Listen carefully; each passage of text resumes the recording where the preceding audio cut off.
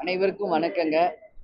இப்போ கரூருக்கு நான் நேரடியாக சென்று பாதிக்கப்பட்ட அனைவரையும் நேரடியாக சந்திக்க இருக்கிறேன். தமிழக அரசியல் வரலாற்றில் இது மாதிரி ஒரு துயரமான சம்பவம், இவ்வளோ உயிர்கள் பலியான சம்பவம் இதுதான் முதல் முறை. எல்லா உயிரை இழந்திருக்கும் அவங்க குடும்பத்தாருக்கு ஆழ்ந்த இரங்கலை தெரிவிச்சுக்கிறோம். இன்னைக்கு மிகப்பெரிய ஒரு துயரான சம்பவம் இங்கே நடந்திருக்கு. அட்மிட் ஆயிருக்கிறவங்களையும் நேராக போய் பார்க்க போகிறோம். அதனால இன்னைக்கு கரூருக்கு இப்போ நேரடியாக தேமுதிக சார்பாக செல்கிறேன்.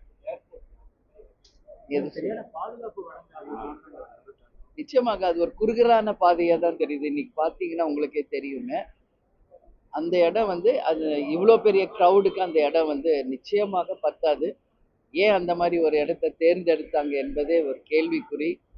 அது மட்டும் கிடையாதுங்க, அவ்வளோ பெரிய மக்கள் வெள்ளத்தில் போலீஸ் பாதுகாப்பு என்பது மிக மிக குறைவாக இருந்தது.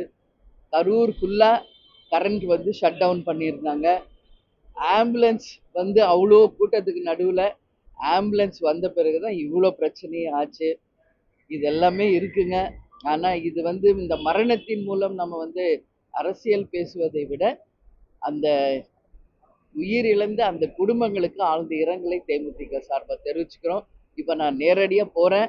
அங்கே நேரடியாக மக்களையும் பாதிக்கப்பட்ட குடும்பங்களையும் சந்திச்சுட்டு அங்கேயும் ப்ரெஸ் மீட் இருக்கும். என் கருத்துக்களை அங்கே சொல்கிறேன். இதோட அகலமான இடம், நல்ல பெரிய இடமா சார்பில் கேட்கப்பட்டது. ஆனால் காவல்துறை சார்பில் இந்த இடம் தான் கொடுக்கப்பட்டிருக்கு.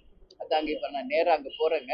மக்களையும் பாதிக்கப்பட்ட எல்லாரையுமே இப்போ நான் சந்திச்சுட்டு உண்மை நிலை என்னன்றதை நான் அங்கே ப்ரெஸ் மீட்டில் நிச்சயமாக உங்களுக்கு சொல்வேன். பட் இது தவறான ஒரு முன்னுதாரணம். இனிமேல் இது மாதிரி நடக்கக்கூடாதுன்றதை மட்டும் சொல்கிறேன். ஏன்னா நான் கேப்டன் கூடயே இருந்தவ 1990 எங்கள் கல்யாணம் ஆனதுலேருந்து எவ்வளோ பெரிய ஒரு க்ரௌடோடு தான் கேப்டன் கூட நான் போயிருக்கேன் எல்லா இடத்துக்கும். பட் இது ரொம்ப ரொம்ப எல்லாருக்கும் மனசு கஷ்டமாக இருக்குது. குழந்தைங்கள்லேருந்து இளைஞர்கள், பெண்கள் எல்லாம் இறந்துருக்காங்க. ஸோ இது நம்ம எப்படி சொல்கிறதுன்னு எனக்கு தெரியல. ரொம்ப ரொம்ப ஒரு துயரமான ஒரு சம்பவம் இன்னைக்கு தமிழ்நாட்டில் நடந்திருக்கு. நிச்சயம் இது எல்லாருக்குமே ஒரு வேதனையான ஒரு மொமெண்ட். அவங்களுக்கு எல்லாருக்கும் ஆழ்ந்த இரங்கலை நான் தெரிவிச்சேன்.